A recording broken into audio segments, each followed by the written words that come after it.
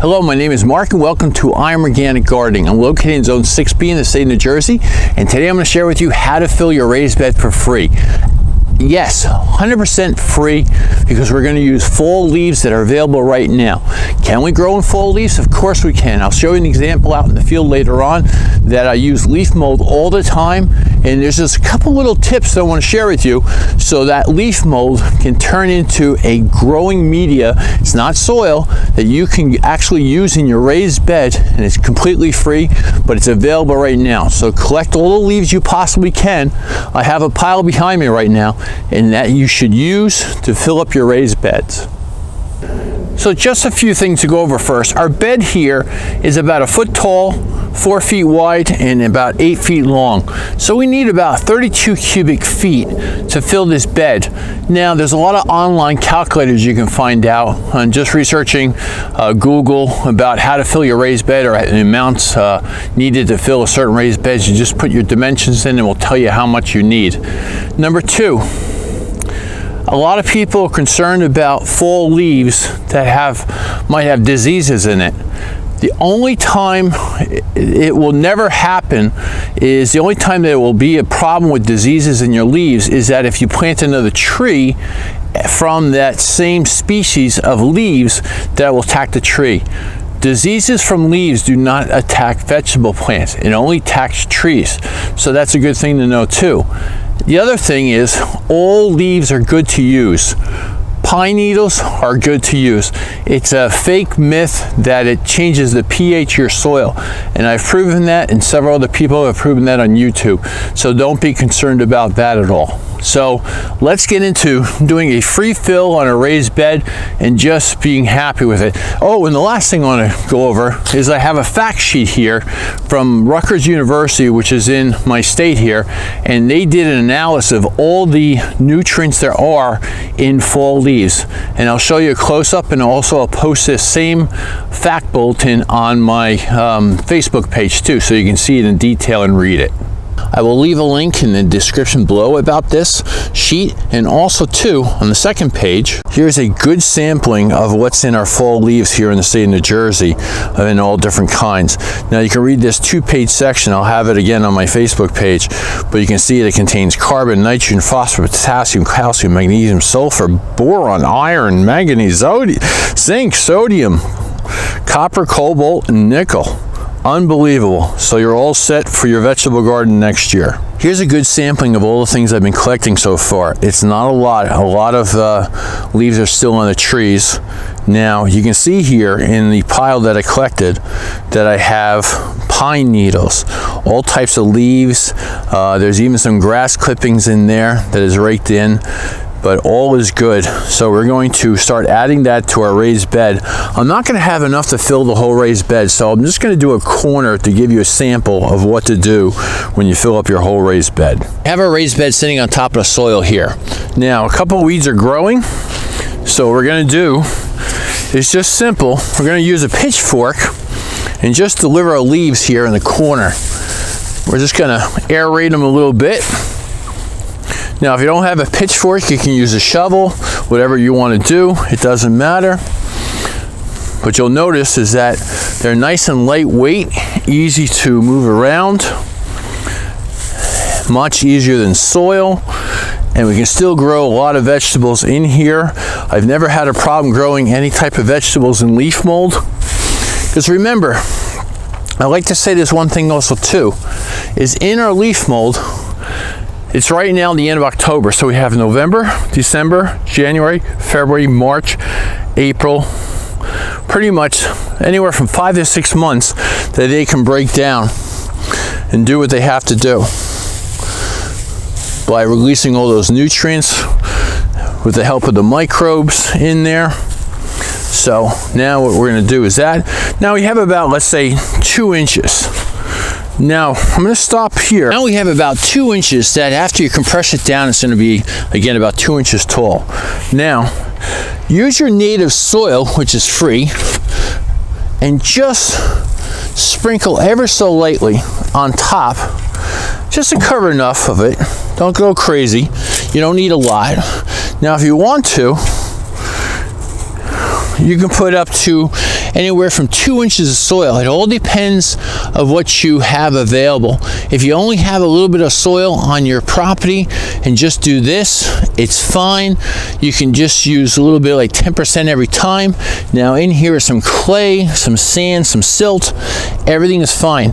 The purpose of doing this, and it's very important to understand, is that this is going to give aeration probably for the next 30 or 40 days before it compacts down to the leaves. And that's the most important thing. The most important thing about this is that you have to get air from the top, let's say a foot tall, down below to the lowest point here. And that's how the microbes grow in your soil and start decaying this and turning this into organic matter and also feeding and building soil. Now, so let me explain that again. You need a lifeline. You need an air tube from the bottom part all the way up to the top here to allow your oxygen to get down below. And also too, when the microbes start eating all this material, they're going to give off carbon dioxide and heat. That heat and carbon dioxide has to leave here and go back up in the atmosphere, and that's very important. And at the end of the video, I'm going to show how you can do that. You might have to pay, if you don't have a cover crop nearby, you might have to pay some money to, just like $5 or $10, to get some winter rye, and we're going to plant that as a cover crop on top of this. So let's start filling it up and covering the top again with about another 2 inches of leaves. Now, also too, I don't have my garden hose hooked up right now, so I'm just gonna imitate here. You should water all this. Microbes love water, so you should water this all in every 2 layers. So you have a layer of leaves, a layer of soil, another layer of leaves, and you should water that on top. Every time you do 2 layers of leaves, you should water the whole area. 2 inches a layer of leaves. Now we're going to cover that with a little bit of soil. Soil is sand, silt, and clay. It's very nice to work with. Okay, another layer of leaves, and so on until we get to the top.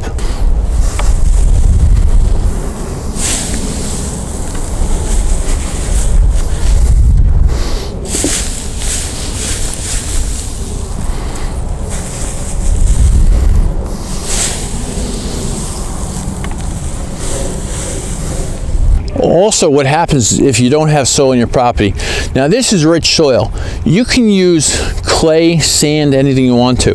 So if you don't have enough soil on your property, you can dig out around your raised beds and make a little divot in the ground and use that soil in here, and then fill up that divot around your raised bed with wood chips. That's a possibility. Now, let's say you don't want to do that, or you have things already around it, you don't want to disturb, that's fine. Instead of using soil, what you can temporarily use, and it's not a bad thing at all, is just go out and buy, it's relatively cheap, a 50-pound bag of play sand, and just substitute this for play sand. And also, now that's a cost.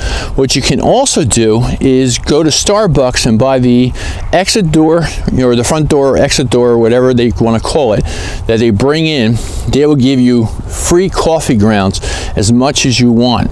So the equation to use coffee grounds in here is 2 cups per cubic foot that you can mix in, and that's going to give your leaves some tilt and some, let's say, aeration in the meantime before you grow a cover crop on top.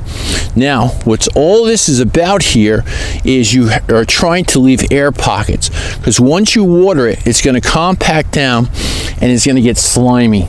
The slimy part is all those microbes at work. They actually create slime or glue to connect themselves to all the leaf particles and all the material here, so they don't wash away.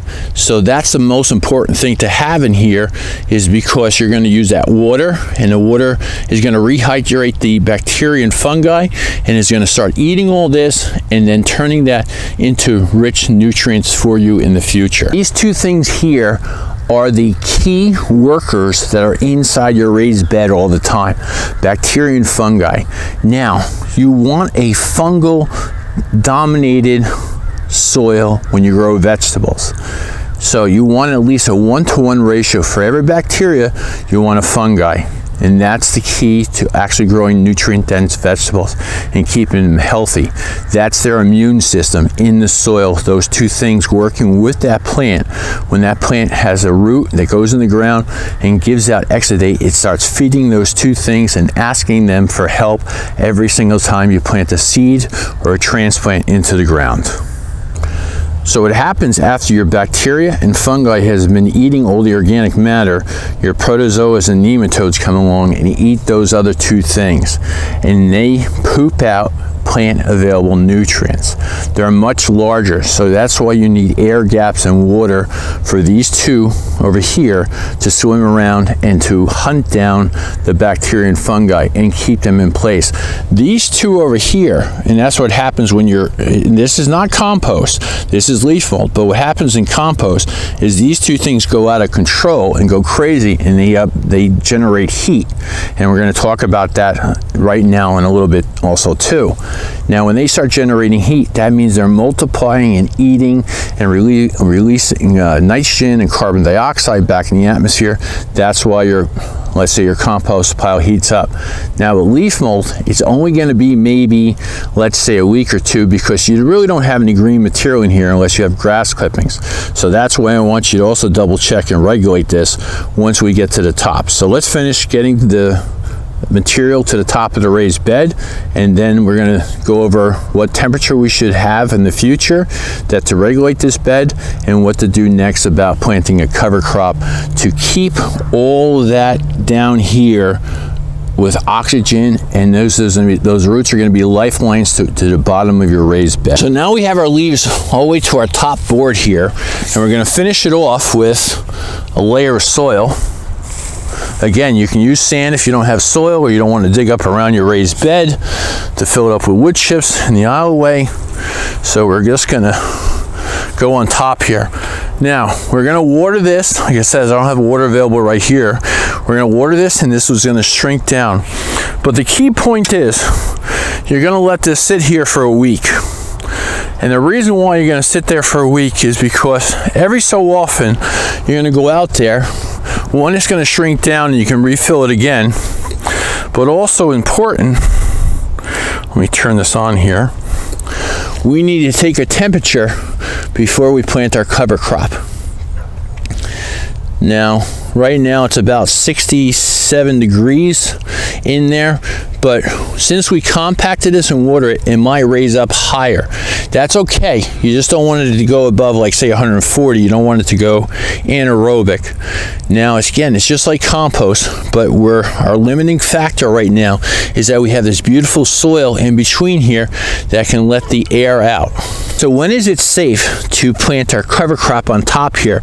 Now, our top layer, after this pushes down, we fill it up again maybe once or twice more, that we want at least an inch of soil on top. It can be anything. It can be sand, silt, and clay, and it can look terrible. That's going to be your top layer. Now, before we plant our cover crop, I don't want this scale or this thermometer to go above 80 degrees Fahrenheit. So anytime it's below 80 degrees and it's been that way for 2 or 3 days, then you can plant your cover crop on top. Again, we're at the very top of our raised bed because it is going to shrink down, and we're going to wait until we get 80 degrees or less temperature-wise in our soil. When we receive that, we're going to use something called winter rye, which looks like these type of seeds. This is not annual ryegrass. This is winter rye, and it grows all winter long, and it's going to keep a living root in the ground. So we're going to just sprinkle a couple seeds on top, like so. That's a little bit too much. And we're going to move it around, get it below soil level so the birds don't get at it. You can actually, if you want to, cover it again with another 1/4 inch. It can be planted anywhere from 3/4 of an inch to an inch deep. So we have that.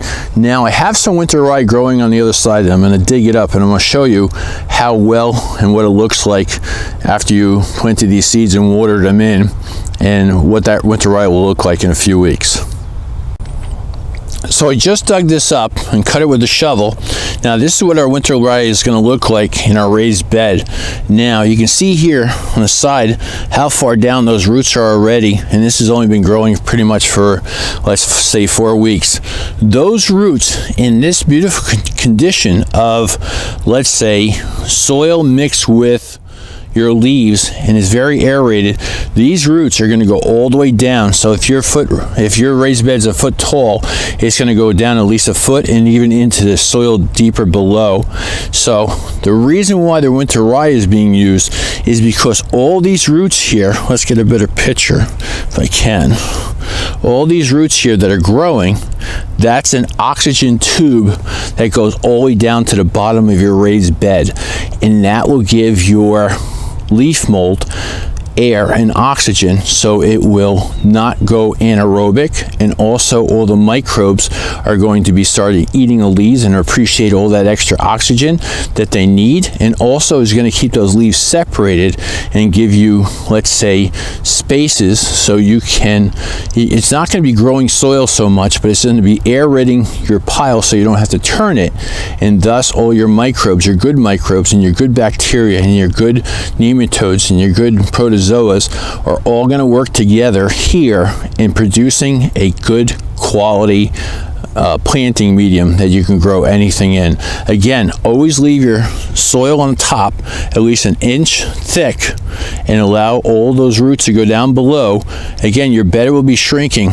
Now, all is good when you have this done in the fall time. And again, you have 4 or 5 months that it's going to be sitting here just decaying and working and microbes eating and releasing carbon dioxide, and everything's going back in the atmosphere slowly.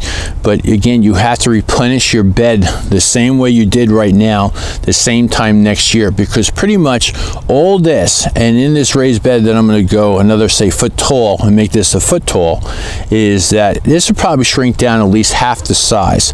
So I'm going to have to do the same process next fall, the same time now, to, let's say, replenish the growing media inside this bed. Because what happens to any organic matter, it gets eaten, and pretty much 95% of it or more goes back up in the atmosphere. That's the way nature works. To build soil, now if you want to, you can fill this whole raised bed with your native soil and do the same thing, because you're tilling it and throwing it in here. You don't have to add any kind of nutrients. If you want to add a little bit of leaf mold in there or leaves, that's fine, but you need to plant a cover crop. Anytime you fill up your raised bed, you have to plant a cover crop, because that's all those roots here has to give oxygen all the way down below for it to work. And then I'm going to go over, if I can, if I have the time, a lot of people use hugelkultur, which fills up this whole raised bed from here down below. Let's say in a tall raised bed, like 2 feet tall, they'll put logs and sticks and branches in there, but that, if you notice, things like that don't decay. And I watched a video that somebody, his name is Mark, and I love the same name as me, on Self-Sufficient Me in Australia, great YouTube channel, and he uncovered his logs that were buried in a raised bed 4 years later, and they're still there. Yes, they're decaying a little bit, but you have to have air get down there. No air, no decaying. It can just sit there for years upon years upon years, and it's not going to do anything for your raised bed except just take up space. Here, one of my fields in the back of my farm, and right now you can see this beautiful zinnia plant that's really hanging in there quite well. We had about 3 or 4 hard frosts, and it's doing very nicely. Beautiful flowers. But down below here, right next to it, and you hopefully can see this, this is just old-fashioned leaf mold, no soil in there, nothing else added in there. It's just decaying leaf mold, and this plant is growing perfectly in here, getting all the nutrients it needs and blooming very nicely. So everything is going well. Healthy, no mildew, no powdery mildew on it or anything else either. It survived 2 storms at 100-mile-an-hour winds, and again, all is well. And I had basically leaf mold 2 feet tall. There was a couple of seeds in there that I threw in there. I just want to see, again, just regular leaf mold that we're using here, and that plant is doing fine. So if this can survive, I know it's not a vegetable, but it does the same thing as a vegetable, meaning root-wise and nutrient uptake. Now, it's going to be fine for you in your garden. Terrific example of just planting a couple seeds in leaf mold and letting it take off. Now, I've never watered this, fertilized it, trimmed it, nothing else either. It is growing on its own, and you can see how beautiful and healthy it is. I hope I made it clear enough for you to understand. If I did something wrong and you don't understand something, please leave a comment below. I want you to be able to do this with ease and confidence, that you can have a successful free fill on your raised bed just using leaf mold. So until the next time, I thank you very much for watching, and enjoy your day and enjoy gardening. Thanks, and please like and share. Enjoy.